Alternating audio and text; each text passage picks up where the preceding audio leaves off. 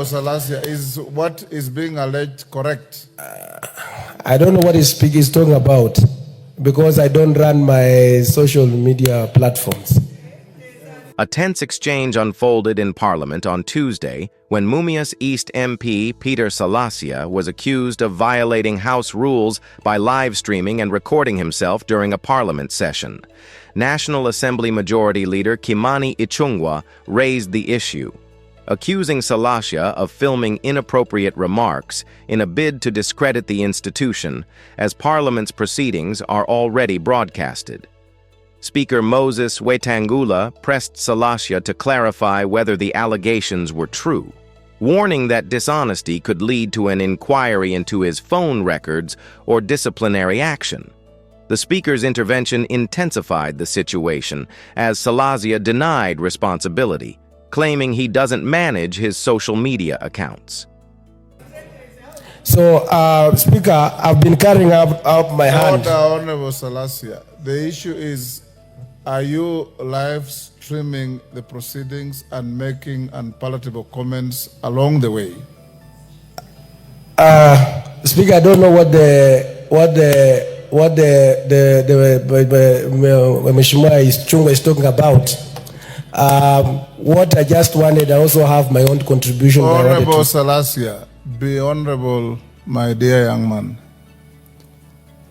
If you are not honorable, it's very easy for Parliament to ask for the logs on your phone and see what you are doing. If you say it is true, then the Speaker will take some other remedial action.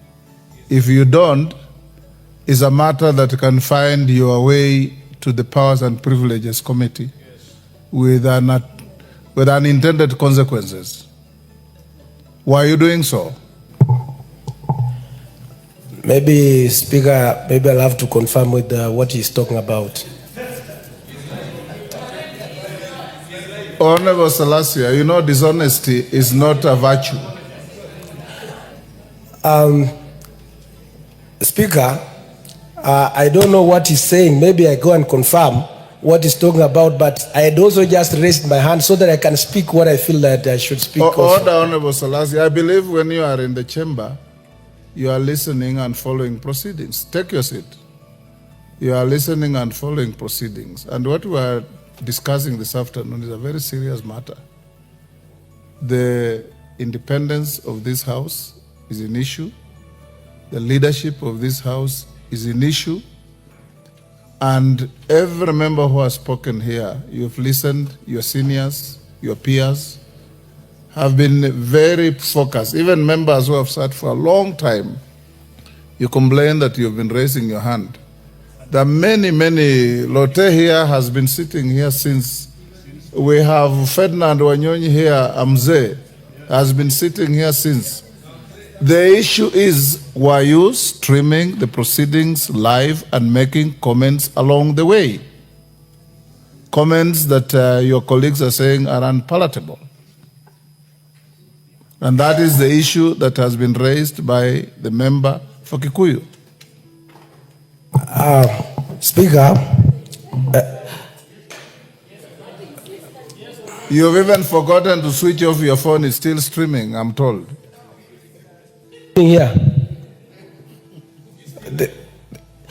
So I don't know, maybe Honorable Ichung'wah can say maybe what I've said. Honorable Salasya, what I'll do is I'll instruct the clerk to get the logs on your phone, and if I find that what is being alleged is correct, then I'll invite a member to file a complaint and refer to the Powers and Privileges Committee for appropriate action. You can also be named.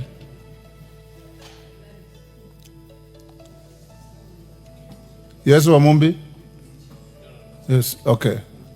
Robert Mbui, I'll give you an opportunity to contribute. Clerk, proceed to get the details on Honorable Salasya's phone and furnish with the Speaker immediately.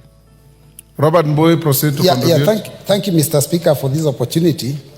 Mr. Speaker, first I find this debate a little misplaced because I don't know whether as a House we are supposed to be discussing court rulings and, because I thought that generally what we do with court rulings is implement them. But we have spent the whole afternoon discussing this issue of the court ruling, whether the judges were right or they are wrong. Robert Mbui, if you Mr. listen Speaker, to the beginning, don't take us back. When Millie Odhiambo, who is your leader, raised the issue, you are here. And the House was given direction by the Speaker. So I expect your contribution to tell the House which way you want us to go. But to go back and say for the last 3 hours we have been exercising in futility, you are taking a wrong trajectory. I know you are senior and a leader, should have given you an opportunity at the beginning, but you also started off by very unorthodox conduct. Mr. Speaker, I was only trying to claim my position as the deputy leader of the majority based on the ruling that we read of the court. But Mr. Speaker, you know, the issue of majority, which is what we are discussing, is not an issue, in my opinion, that's supposed to be decided either by the Speaker or even this House.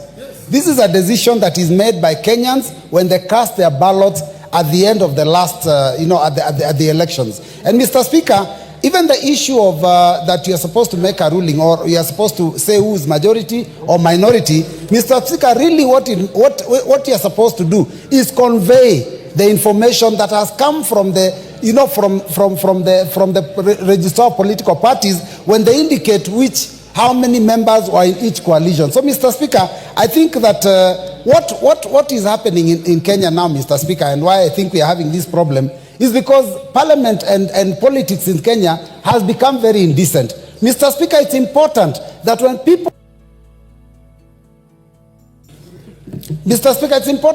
people are elected in a certain coalition, they spend their 5 years in that coalition. And Mr. Speaker, if anyone feels that they do not want to belong to that coalition, the law is also very clear that you can go and seek a fresh mandate. But you know what we have been doing here, Mr. Speaker, is that people are elected in one party in the middle of the term, they jump ship and go to another party. Our leader, Raila Amolo Odinga, was in a party and he was dissatisfied. He left, went for a by-election, was re-elected, was brought back to the House. This business of people just crossing, I think, Mr. Speaker, is a problem, and that is why we are here today. Otherwise, I want us to respect the court ruling. Majority is the Azimio, and the minority can take up their position on the other side. Thank you, Mr. Speaker.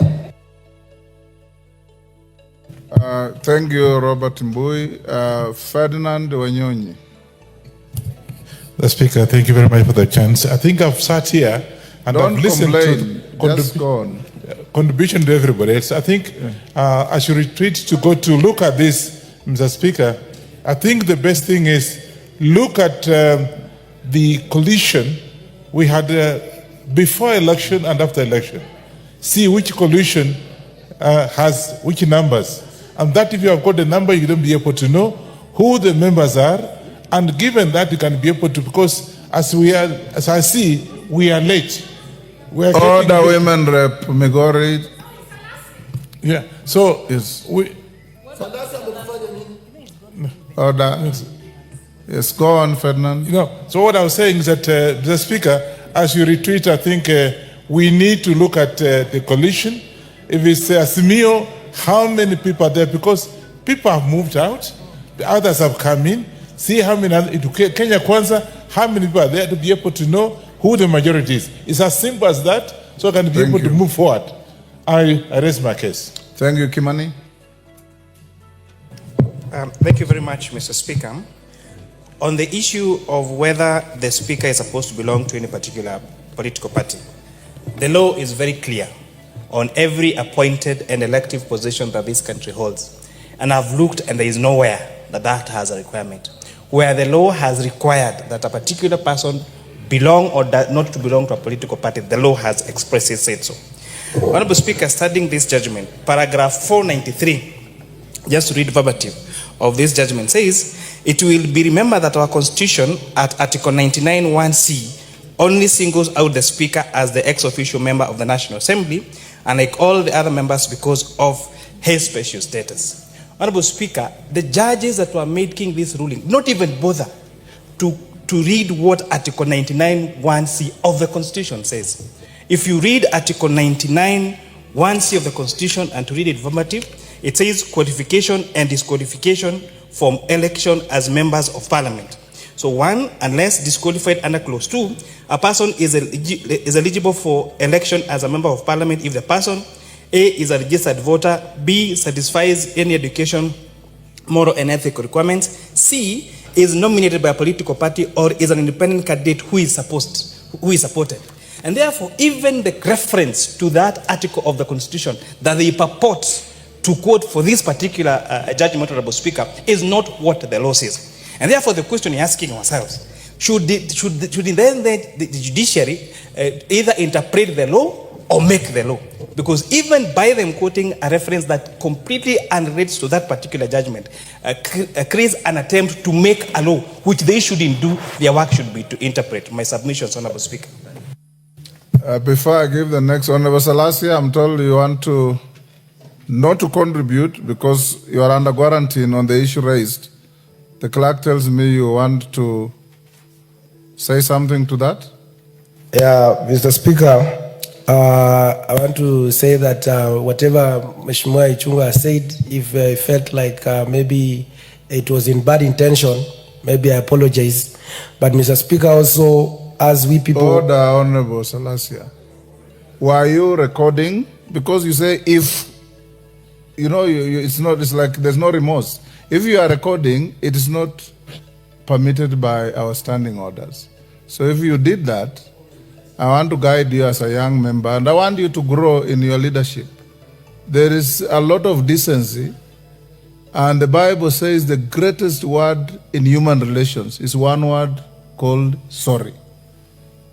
If you did that, say sorry and delete those logs, and we go on. Okay, Mr. Speaker, I apologize and withdraw and delete. Delete all those logs and let the clerk confirm. Waluke John.